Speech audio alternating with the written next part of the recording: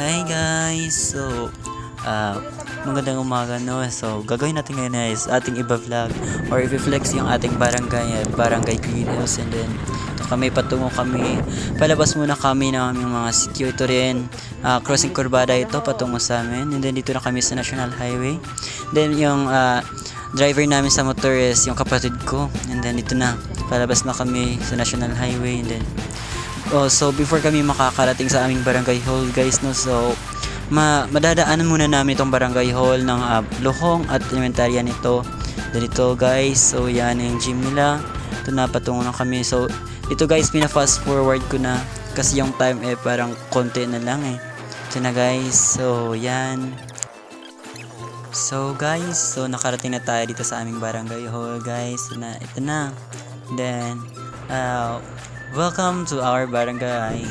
Ito yung barangay health station namin. And guys, ito ang barangay gym. So ngayon, papunta na tayo sa elementary ng Green Hills. Ito guys, kasama namin yung pinsan namin at saka yung ka-churchmate namin guys. So ito na, parating na kami. Ito na, dumating na rin kami sa wakas. So welcome to Green Hills Elementary School. So guys, ito nga pala ang Green Hills Elementary School. So dito rin kami nag-aral mula grade 1 hanggang grade 6 guys.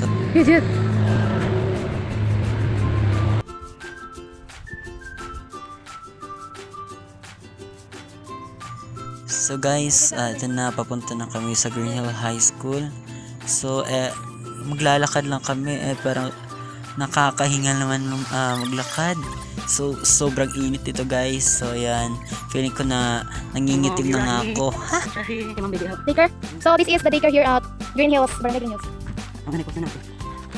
So guys, malapit na tayo sa Green Hills High School, sa ating huling destination guys. Ayan. Ayan. Ayan, makikita dito. Ayan, so malapit na tayo guys. Parating tayo. Ayan.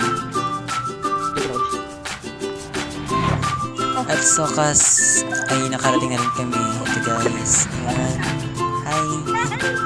So welcome guys sa Green Hill High School. Yan. Maganda rin naman ang view dito guys.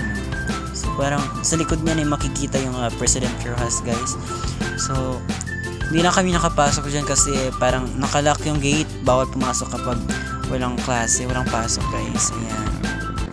At guys, dito na magtatapos ang ating video. Maraming salamat sa panonood guys. Thank you.